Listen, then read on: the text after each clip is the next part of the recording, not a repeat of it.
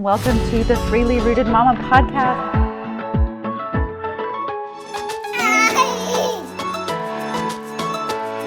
Where I am their mother, I make the choice. All right, happy Thursday, mamas. Welcome back to another episode. I'm here again with my co-pilot who is sleeping next to me. So if you hear any cooing or noises, it's probably her. And today we're going to talk about the topic of sugar. Whew. Okay, so I might get on my soapbox a little bit about this. I have very strong opinions when it comes to sugar.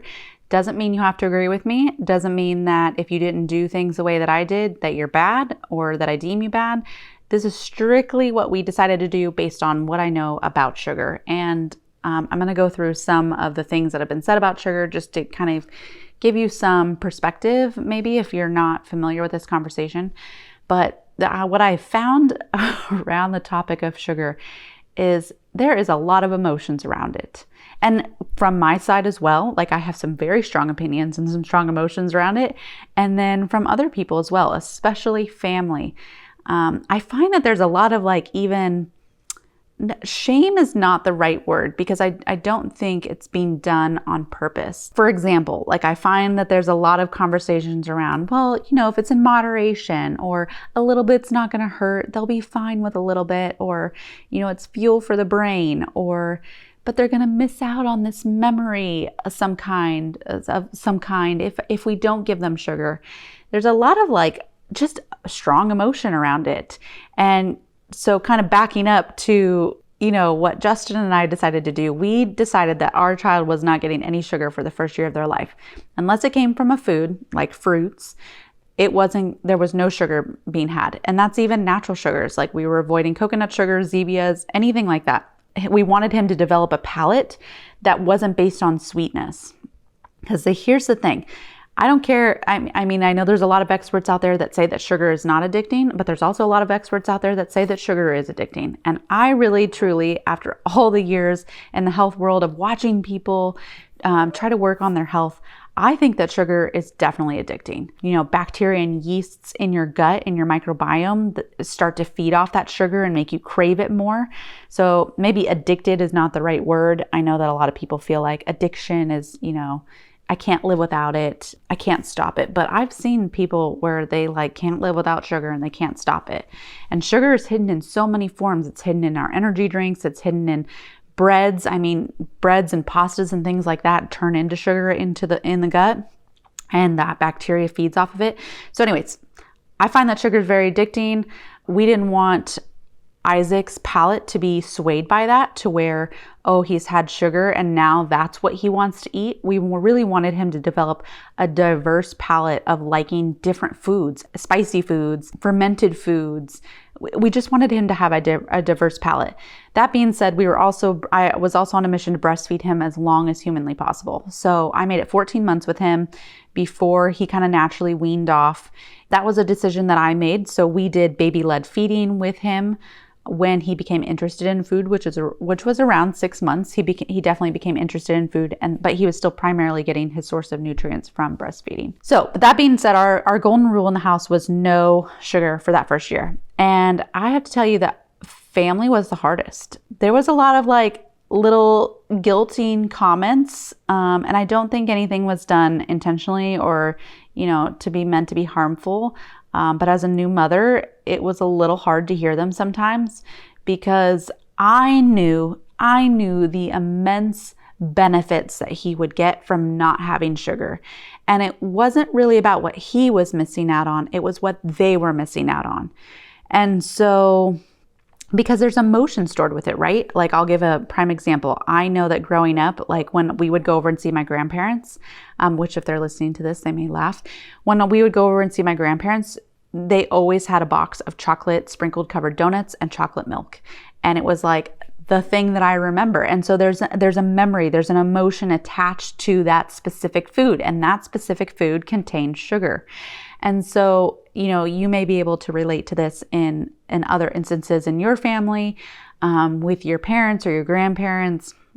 So of course they want to do that same thing with your child. And I totally get it, right? They want to create that memory, and that memory with you is associated based off of this sugary food.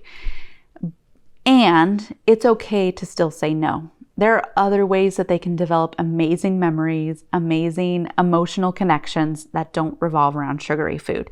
And it's also a hard conversation to have. And I had to have it with my mother. I had to have it with, Justin's dad. Like, they all wanted to feed him sugar, and it was just a no. They would like try to sneak like a little, I remember for Easter, I think I made a cake and they would try to sneak like frosting. And I was like, no, because I know what's happening in the brain. I know what his brain needs to develop. He needs fat. He needs good protein. He needs good sources of minerals and nutrients. I wanted that brain to develop so strongly, and I knew that sugar was going to be an issue in that development, just based off with the research that I know. Now, that's not to say that kids don't develop normally if they have sugar in that first year of life, but I also know a lot of the risks and a lot of the downsides of it.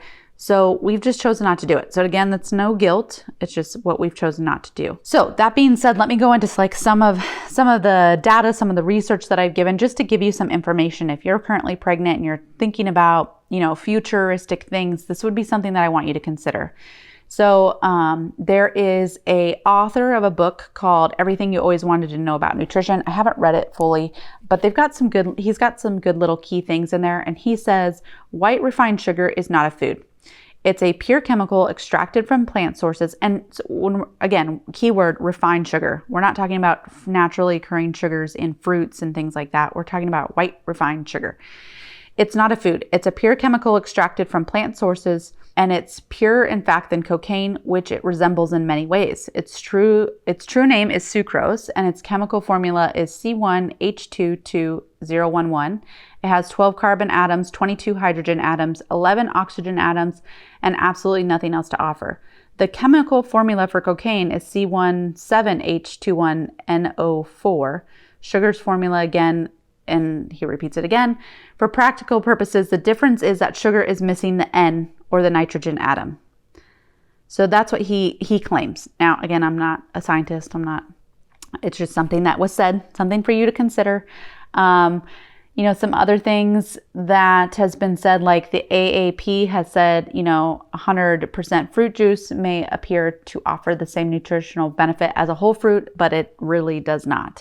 And I find that fruit juice and snacks are like two of the things that people want to offer first. And fruit juice really is not that great. I mean, it doesn't contain any of the fiber and any of the benefits that the actual source of fruit offers. And it's a lot of sugar. And then what I find is that now this is not everyone, but this is just something that I found, is that once you introduce fruit juice, it's like they don't want anything else. They don't want water. They don't want milk. They don't want water. We all need water to survive, but they don't want it. They want the flavor, right? And so I really caution you, if you're going to start implementing juice, try not to. Try doing water, or, do other sources of things. So like what we really like to do is Organifi. We use their red juice and their green juice, which has all these nutrient dense things in them. And I put that in water, and that's what they get. And that's juice for us. So you can try that. The AAP also says that between the ages of 1 and 3 years, kids should drink no more than 4 ounces a day of 100% fruit juice. So how many kids are definitely drinking more than 4 ounces a day of fruit juice? And that's 100% fruit juice. Mind you, most juices are not 100%. I'm just going to throw that out there. There's a committee that found that nearly 70% of added sugars comes from 5 food categories: sweetened beverages, which I just talked about, fruit juices, desserts and sweet snacks, coffee and tea, candy and sugars, and breakfast cereals and bars. Now, kids probably aren't drinking coffee and tea, but how much of them are having desserts, sweet snacks, breakfast cereals, bars, candy, sugar, beverages? You just look at people grocery shopping, and you can see that and they have kids, and most of their cart is filled with these things. There's a committee that says that parents should avoid added sugar in a child's diet for at least the first 2 years, because there's a strong link to childhood obesity and future chronic health conditions. And I have seen it. There is so much chronic health diseases that could be prevented if people took better care of their metabolic health. And that means that you are regulating your blood sugar and you are understanding the principles that go into your food. And that comes to sugar, and like I said, sugar is hidden in very various forms. So understanding your blood sugar, understanding what spikes blood sugar, understanding sugar is really important for overall health. The AMA also recommends that kids should have no more than 25 grams a day. Most kids are consuming between 60 and 80 grams of sugar a day. And if I just kind of took some of the most common things that I've seen with people. So like a Welch's fruit snack, just one pack of a fruit snack is 11 grams. That's almost half of their daily intake. That's just a snack, right? So let's talk about a kid's general day, right? You wake up, maybe you have cereal. How much sugar is in that? Breakfast cereal can contain as much as 12 grams for one serving, which is a half a cup of cereal. So, maybe a 1-year-old only has a half a cup, but is a 3-year-old having probably more than a half a cup of cereal? I would bet so. So that's probably 24 grams. They've already met their daily intake, pretty much. But then they go on to have a fruit snack at snack time. And then maybe they have a cup of juice. And then for lunch, maybe they have a sandwich. Well, that bread has sugar in it. That jam has sugar in it. That peanut butter may even have sugar in it. So now they're overreaching that. Now they're having another snack. Maybe they have a breakfast. Maybe they have a snack bar, I think I have on here, a Quaker Chewy bar, has 11 grams of sugar. Okay. Then you're going into dinner and maybe you have mac and cheese. Well, that mac and cheese has sugar. Maybe you have, rice or tortillas. You have tacos, tortillas. You have a hamburger bun. That hamburger has ketchup and mustard and all these things on it. Mayo, all those things have sugar. Unless you're doing your due diligence and you're buying condiments without sugar or dressings without sugar or no buns, all that stuff has sugar in it and it adds up. So kids are not supposed to have more than 25 grams. Most of them are having between 60 and 80.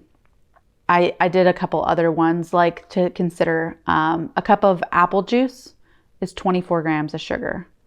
And again, fruit juice lacks the fiber, so it doesn't retain all the nutrients and the antioxidants when it's in juice form. When it's in the fruit form, it's good. But when it's in the juice form, it doesn't have all that. A Nutrigrain soft bake bar was 12 grams. I was going to do way more. I was going to look up sauces and breads and ketchups, jams, muffins, all these things that kids eat, donuts, toast, bagels, all the cream cheese, all of that can contain sugar. And so kids are just getting this all day long. And then we wonder why they, maybe throw a tantrum when they don't get that sugary item for a snack, right? And you want to give them a fruit instead. So that first year, but according, to the AMA, it's the first 3 years. That first year, you're developing that palate. So this is the time to introduce bitter foods or spicy foods or fermented foods. Isaac loves sauerkraut, but that was one of the first foods we introduced to him because I know as a person that, no fault to my parents, but I didn't get fermented foods when I was young. So fermented foods have had to become an acquired taste for me. My husband still does not like it. I will force him to eat it to show Isaac that it's a good food. But my husband really struggles with vegetables of almost all kinds. I actually really like vegetables. We grew a garden when I was young, so I did get that exposure, but you're exposing them to those foods and you're creating the microbiome in their gut that's going to crave the things that they want to eat. And so if you're creating a microbiome that is full of kids eating things with sugar, they are going to crave sugar, and that is going to create longer issues. And I find that here's the end of my soapbox.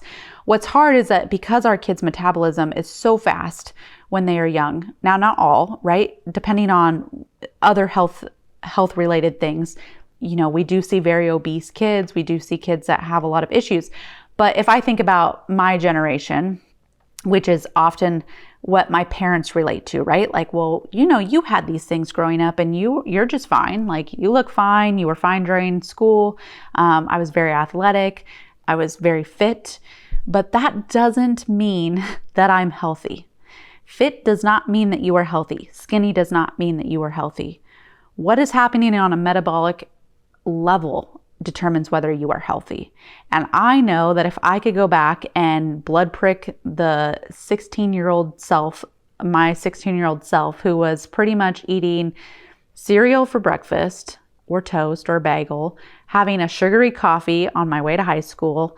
My lunch consisted of the grocery store JoJo's or fried chicken strips or Skittles and a Sobe energy drink. And then went to sports, yes, played, practice, went home, had dinner, which, probably wasn't terrible, but it wasn't great. And then when we would have games, like, basketball games, whatever, I'd be sitting there eating McDonald's, like 3 cheeseburgers, a thing of chicken strips and French fries and a McFlurry because I was starving. And I looked like I was fine. I looked like I was in shape. And so I would be deemed healthy, but that's not healthy. That does not mean you're healthy. And so we need to think about the same thing with our kids. Just because they're running around a lot, just because, maybe they're skinny or whatever it is, or they're very athletic, doesn't mean that they're healthy. And I don't mean that in a mean way, but I mean it in a way that we need to open up our eyes, because the food industry doesn't care about the health of your child. And the food industry is only getting worse. There's only going to be more prepackaged foods, more things hitting the shelves. Their marketing is geared toward kids to make them want you to buy their food. I go down the chip and cereal aisle. Everything is geared toward around a child, marketing to children. And because they want you to buy the product, there are chemicals in those foods that make them crave more. You are creating the microbiome in their gut that is also telling their brain, that microbiome brain connection, it's signaling to their brain that they need more of that, and that's all they want, because that bacteria only wants to be fed that food. And I know this on a personal level because I've had candida overgrowth where you crave sugar, and craving sugar again is not, I want cookies or brownies. Sometimes it's I want fruit, and fruit is a good sugar. I'm not trying to bash on fruit, but it's sugars in different forms. It's juice, it's a pop, it's cereal, it's bread. We have the power as parents to really help shape the way our child eats. And now there's a lot of nuance in that too, right? Because you don't want to create eating disorders, and I don't want to create anxiety in my kids when it comes to food, but I do want them to understand the difference between what fuels their body and gives them energy and what makes them tired, what makes them maybe not feel good 20 minutes after they eat it. I want them to understand blood sugar. I want them to understand their metabolic health. And so it's not necessarily that I want to label foods as good or bad, but I want to change the conversation as to what is giving them health and what is not giving them health. And I'm still new in this realm as well, so I'm not perfect. Some people that I follow that do a really good job of this, I think. Wellness Mama, you can go find her. Also, Ben Greenfield has a lot of good conversations about this in his parenting book, or his parenting conversations. I mean, he gives an example with Halloween that he let his kids go off, get a bunch of candy, eat it all when they came home, and then they felt like crap. And he just said, you don't feel good. What do you think made you feel that way? And then they point it back to the candy, and they make the connection that the candy does not make them feel good.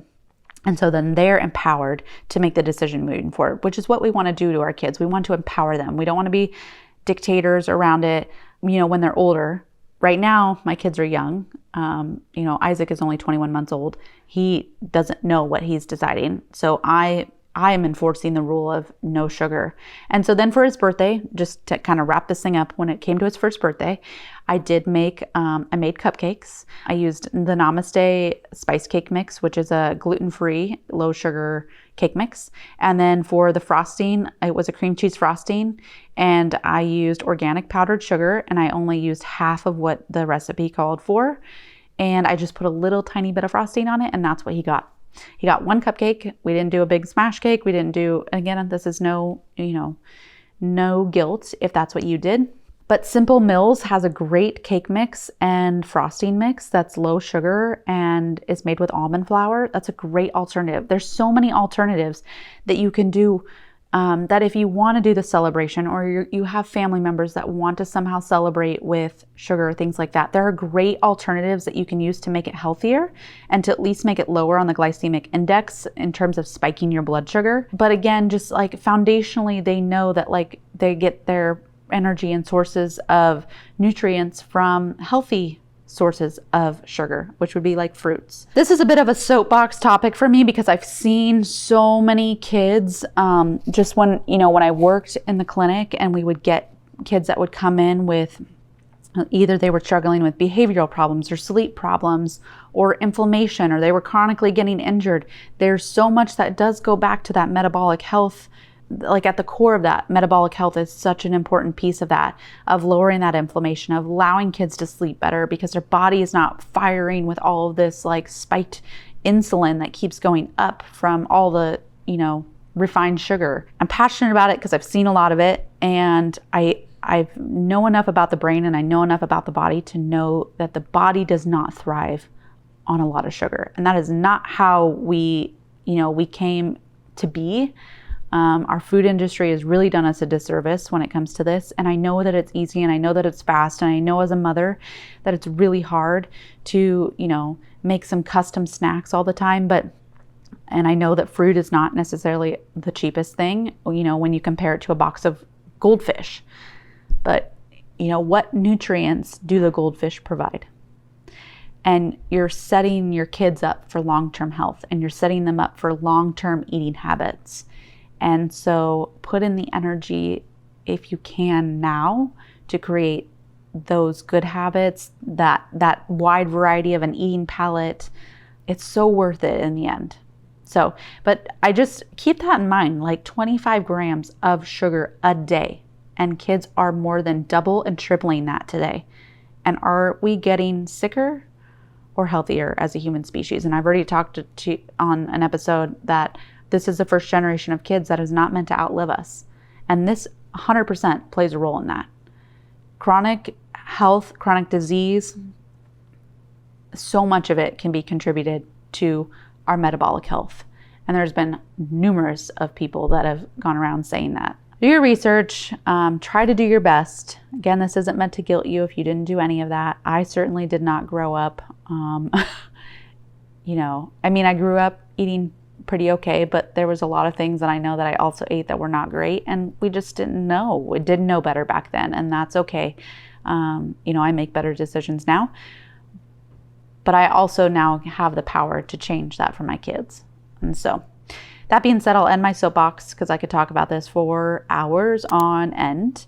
But if you have topics or anything that you want me to talk about, please let me know. Find me on Instagram, send me a DM. You can also find me on Threads or on YouTube. But I hope you have a wonderful, wonderful day, and I'll see you next week.